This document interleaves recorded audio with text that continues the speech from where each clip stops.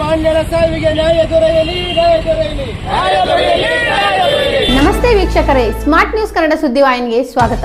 ಹುಬ್ಬಳ್ಳಿ ಜಿಲ್ಲೆಯ ಇನಾಂ ವೀರಾಪುರದ ಮಾನ್ಯಾಳ ಮರ್ಯಾದೆಗೀಡು ಹತ್ಯೆ ಖಂಡಿಸಿ ದಾವಣಗೆರೆಯಲ್ಲಿ ಬೃಹತ್ ಪ್ರತಿಭಟನೆ ನಡೆಸಲಾಯಿತು. ಎಸಿಯವರ ಮೂಲಕ ಸರ್ಕಾರಕ್ಕೆ ಮನವಿ ಪತ್ರವನ್ನು ಸಲ್ಲಿಸಲಾಯಿತು. ಈ ಪ್ರತಿಭಟನೆಯಲ್ಲಿ ಅಧ್ಯಕ್ಷರಾದ ಎಚ್ ಮಲ್ಲೇಶಪ್ಪ, ಕಾರ್ಯದರ್ಶಿಗಳಾದ ಮಂಜುನಾಥ್ ಕುಂದವಾಡ್, ಲಿಂಗರಾಜು ಎಂ, ಗಾಂಧಿನಗರ್, ಲಕ್ಷ್ಮಣ್ ಕೊಡಗನೂರು, ವಕೀಲರಾದ B M Hanumanthappa, Mailarappa, H Lingappa, Sadananda Chikkanahalli, T Nagaraj, Samadhiyappa Shamanur, Parashuramappa Mellekatte, ಇನ್ನು ಇತರರು ಉಪಸ್ಥಿತರಿದ್ದರು.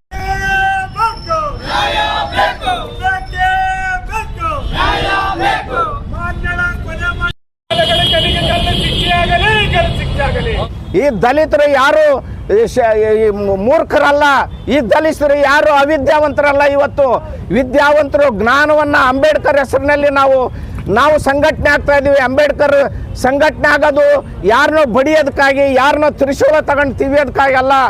ನಾವು ದಲಿತ ಮಕ್ಕಳಿಗೆ ಪುಸ್ತಕವನ್ನು ಕೊಡ್ತೀವಿ, ತ್ರಿಶೂಲ ಅಲ್ಲ ಕೊಡ್ತಾ ಇರೋದು. ಪುಸ್ತಕನೇ ನಮ್ಮ ಪೆನ್ನು ಮತ್ತು ಪುಸ್ತಕನೇ ನಮಗೆ ಅಸ್ತ್ರ. ಅದನ್ನು ನಾವೆಲ್ಲರಿಗೂ ಬಹಿರಂಗವಾಗಿ ಈ ಸಂದರ್ಭದಲ್ಲಿ ಹೇಳಲಿಕ್ಕೆ ಇಷ್ಟಪಡ್ತೇವೆ.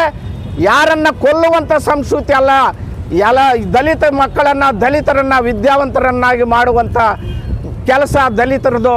ಆ ಕಾರಣಕ್ಕಾಗಿ ದಲಿತ ಬಂಧುಗಳೇ, ನಾವು ಅತ್ಯಂತ ಜಾಗರೂಕರಾಗಿ, ನಾನು ಯುವಕರಿಗೆ ಹೇಳ್ತೇನೆ, ನಾನು ಮಲ್ಲೇಶ್ ಅಂತರನ್ನು ಬಿಟ್ಟುಬಿಡ್ರಿ. ನೀವು ದಯಮಾಡಿ ಮಂಜುನಾಥ್ ಅಂತರಿಗೆ, ಇಂಥ ಯುವಕರಿಗೆ ನಾವು ಹೇಳ್ತಾ ಇದ್ದೀವಿ, ಹಳ್ಳಿಗೆ ಹೋಗ್ರಿ, ಜಾಥಾ ಮಾಡಿರಿ, ಕಾರ್ಯಕ್ರಮ ರೂಪಿಸ್ರಿ, ಚಳುವಳಿಗಳನ್ನು ರೂಪಿಸ್ರಿ, ಸಂಘಟನೆಗಳನ್ನು ಮಾಡಿರಿ, ಶಾಖೆಗಳನ್ನು ಮಾಡಿರಿ. ಜಾಗೃತಿ ಉಂಟು ಮಾಡಿದರೆ ಜನ ನಮ್ಮ ಹಿಂದೆ ಇದ್ದಾರೆ. ನಾವು ಹೋಗದೇ ಇರೋದಕ್ಕೆ ಆ ಜನ ನಮ್ಮ ಹಿಂದೆ ಬರ್ತಾ ಇಲ್ಲ. ದಯಮಾಡಿ ಈ ಕೆಲಸವನ್ನು ಯುವಕರು ಮಾಡ್ಬೇಕಂತೇಳಿ ನಿಮ್ಮಲ್ಲಿ ವಿನಂತಿ ಮಾಡಿಕೊಂಡು, ಇಂಥ ಒಂದು ಬರ್ಬರ ಹತ್ಯೆಯನ್ನು ನಾವು ಇಲ್ಲಿಗೆ ಸ್ಟಾಪ್ ಮಾಡಬೇಡ್ರಿ. ನೀವು ದಯಮಾಡಿ ಹೇಳ್ತೀನಿ, ನಾವೆಲ್ಲ ಸಂದರ್ಭದಲ್ಲಿ ಬರ್ತೀವಿ, ನೀವು ಎಲ್ಲಿ ಕರೆದ್ರು ಬರ್ತೀವಿ ನಾವು. ಆದರೆ ಈ ಒಂದು ಹುಬ್ಬಳ್ಳಿ ಕಾರ್ಯಕ್ರಮದ ಒಂದು ಹುಬ್ಬಳ್ಳಿ ಘಟನೆಯಿಂದ ಎಲ್ಲರಿಗೂ, ನಾನು ಸೀನಿಯರ್ಗಳಿಗೆಲ್ಲರಿಗೂ ಫೋನ್ ಮಾಡಿದ್ದೀನಿ ಈಗಾಗಲೇ. ದಯಮಾಡಿ ಎಲ್ಲ ಜಿಲ್ಲೆಗಳಲ್ಲಿ ಇಂಥ ಕಾರ್ಯಕ್ರಮಗಳನ್ನು ಮಾಡಿರಿ. ಸಾಧ್ಯವಾದರೆ ಒಂದು ದೊಡ್ಡ ಬೃಹತ್ ಆದಂಥ, ಏನು ನಾವು ಇಲ್ಲಿಂದ ಬೆಂಗಳೂರಿಗೆ ಜಾಥಾ ಹೋಗ್ತಿದ್ವಿ, ಬೆಂಗಳೂರಿಂದ ಹುಬ್ಬಳ್ಳಿಗೆ ಜಾಥಾ ಬರ್ರಿ. ಒಂದು ಬೃಹತ್ತಾದಂಥ ಒಂದು ಪ್ರತಿಭಟನೆಯನ್ನು ಮಾಡಿ ತೋರಿಸ್ಬೇಕು. ಇಲ್ಲಂತಂದರೆ ನಮ್ಮನ್ನು ಸರ್ವನಾಶ ಮಾಡದೆ ಈ RSSನವರ ಈ ಒಳಗಿನ ಕುತಂತ್ರ ಅವ್ರದ್ದಾಗಿದೆ. ಇವತ್ತು ಒಂದು ಪ್ರಾಣಿನ ನಾವು ಕೊಲೆ ಮಾಡ್ಬೇಕಂತಂದ್ರೂ ಕೂಡ ನಮ್ಮ ಕೈ ಕಾಲುಗಳು ಗದಗದ ನಡೀತಾವು. ಅಂತ ಸಂದರ್ಭದಲ್ಲೂ ಕೂಡ ತನ್ನ ಮಗಳನ್ನೇ ಇವನು ಇವತ್ತು ಕೊಚ್ಚಿ ಕೊಲೆ ಮಾಡ್ತಾನಂತಂದ್ರೆ ಅವನು ಒಬ್ಬರೇ ಮಾಡ್ಲಿಕ್ಕೆ ಸಾಧ್ಯ ಇಲ್ಲ. ಅವನ ಹಿಂದೆ ಒಂದು ದೊಡ್ಡ ಒಂದು ಪಡೆ ಇದೆ, ಅವನ ಹಿಂದೆ ಒಂದು ದೊಡ್ಡ ಗುಂಪಿದೆ, ಅವನ ಹಿಂದೆ ಒಂದು ದೊಡ್ಡ ಪ್ರಚೋದನೆಯಿಂದ ಈ ರೀತಿ ಘಟನೆ ನಡೆದಿದೆ.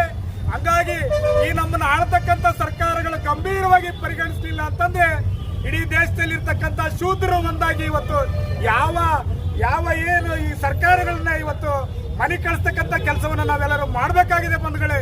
ಇವತ್ತು ಹೇಳ್ತಾರೆ, ಇವತ್ತು ಕೋಮುವಾದಿ ಶಕ್ತಿಗಳು RSS ಮುಖಂಡರು ಒಂದು ಮಾತು ಹೇಳ್ತಾರೆ, ಇವತ್ತು ನಾವು ಹಿಂದೂ ಧರ್ಮ ಸ್ಥಾಪನೆ ಮಾಡ್ಲಿಕ್ಕೆ ಯಾವ ಸಂವಿಧಾನದ ಅವಶ್ಯಕತೆ ಇಲ್ಲ ಅಂತ ಹೇಳ್ತಾರೆ. ಈತನಿಗೆ ಏನಾದ್ರೂ ಮಾನ ಮರ್ಯಾದೆ ಅನ್ನೋದಿದ್ರೆ ಇವತ್ತು ಈ ಧರ್ಮದಲ್ಲಿ ಸಮಾನತೆ ತರಲಿ. ಇವತ್ತು ಯಾವ್ದಾದ್ರು ಒಬ್ಬ ಮುಸಲ್ಮಾನ್ ವ್ಯಕ್ತಿ ಯಾರಿಗಾದ್ರೂ ಬರೀ ಮುಟ್ಟಿದ್ರೆ ಸಾಕು, ಬಟ್ಟೆ ಹಿಡಿದ್ರೆ ಸಾಕು, ಇಡೀ ಬೊಬ್ಬೆದು ಇವತ್ತು ಇಡೀ ರಾಜ್ಯಕ್ಕೆ ಒಂದು ಬೆಂಕಿ ಹಚ್ಚುವಂತ ಕೆಲಸವನ್ನ ನೀವೇನು ಹಿಂದೂವಾದಿಗಳು ಮಾಡ್ತಿರಲ್ಲ. ಈ ಹುಡುಗಿ ಮಾನ್ಯ ಅಂತಕ್ಕಂಥ ಹುಡುಗಿ ಹಿಂದೂ ಅಲ್ವಾ? ಆಕೆ ಪರವಾಗಿ ನೀವು ನ್ಯಾಯ ಕೊಡಿಸ್ಲಿಕ್ಕೆ ನಿಮ್ಗೆ ಶಕ್ತಿ ಇಲ್ವಾ? ಅಂದ್ರೆ ಈ ರೀತಿ ನಡೆದೇ ನಿಮಗೆ ಬೆಂಕಿ ಹಚ್ಚೆ ನೀವು ಈ ಒಂದು ಕೆಲಸವನ್ನ ಮುಂದುವರಿಸಿಕೊಂಡು ಹೋಗ್ತಾ ಇದ್ದೀರಾ. ಕೂಡಲೇ ಇಂಥ ಮನಸ್ಥಿತಿಯಿಂದ ನೀವೆಲ್ಲರೂ ಹೊರಗೆ ಬರಬೇಕು.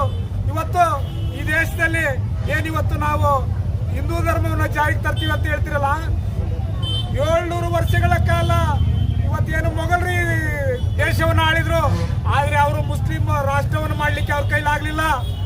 ಏನು ಇವತ್ತು ಬ್ರಿಟಿಷರು 200 ವರ್ಷಗಳ ಕಾಲ ಈ ದೇಶವನ್ನು ಆಳಿದ್ರು, ಅವರು ಕ್ರೈಸ್ತ ಧರ್ಮವನ್ನ ಈ ದೇಶದಲ್ಲಿ ಸ್ಥಾಪನೆ ಮಾಡ್ಲಿಕ್ಕೆ ಆಗಿಲ್ಲ.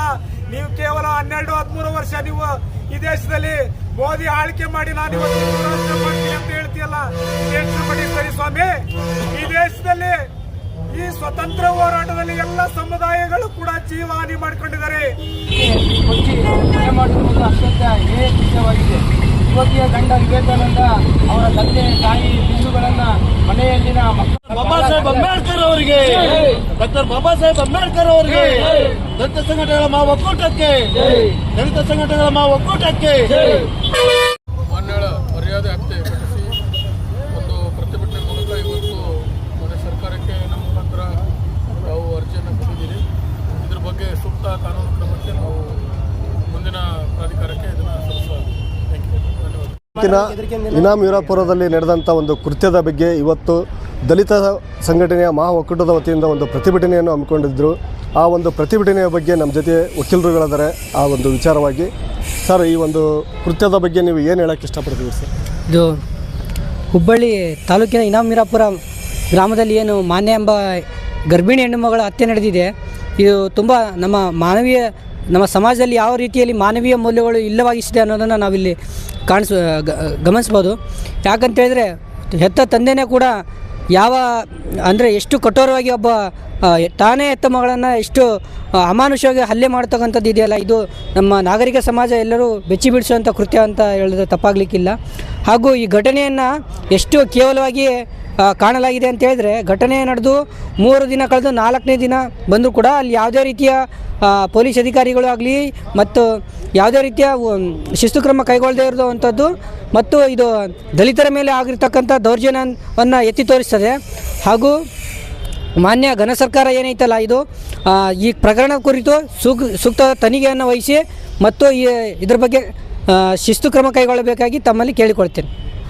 ಈ ಹುಬ್ಬಳ್ಳಿ ತಾಲೂಕಿನ ಇನಾಮ್ ವೀರಾಪುರ ಗ್ರಾಮದಲ್ಲಿ ನಡೆದಂಥ ಈ ಕೃತ್ಯ ಖಂಡನೀಯ. ಏಕೆಂದರೆ ನಾವು ಶತಮಾನ ಹಿಂದೆ ಹೋದರೆ ಬಸವಣ್ಣನವರು ಆಗಿನ ಕಾಲದಲ್ಲಿ ಈ ಜಾತಿ ಪದ್ಧತಿನ ಹೋಗ್ಸೋಕ್ಕೋಸ್ಕರ ಒಂದು ಕಲ್ಯಾಣ ಮಾಡಿಸಿದರು. ಸೊ ಈಗ ಏನಾಗ್ತಾಯಿದೆ? ಸೊ ಇದು ತುಂಬ ಈ ಕೃತ್ಯ ಖಂಡನೀಯ. ನಾನು ಮಾನ್ಯ ಮುಖ್ಯಮಂತ್ರಿಗಳ ಸಿದ್ದರಾಮಯ್ಯ ಸಾಹೇಬರಲ್ಲಿ ಬೇಡ್ಕೊಳ್ಳೋದಂದೆ, ಈ ಏನು ಕೃತ್ಯ ನಡೆದಿದೆ ಇದನ್ನು ಒಂದು ಸ್ಪೆಷಲ್ಲಾಗಿ ಇನ್ನು ಮುಂದೆ ಬರೋ ದಿನಗಳಲ್ಲಿ ಈ ಥರ ಇದು ಆಗಬಾರ್ದು. ಆ ಥರ ಒಂದು ಏನು ನ್ಯಾಯವನ್ನು ಕೊಡಿಸ್ಬೇಕಂತ ನಾನು ಅವರಲ್ಲಿ ಮನವಿ ಮಾಡ್ಕೊಳ್ತಾ ಇದ್ದೀನಿ. ನಮಸ್ಕಾರ.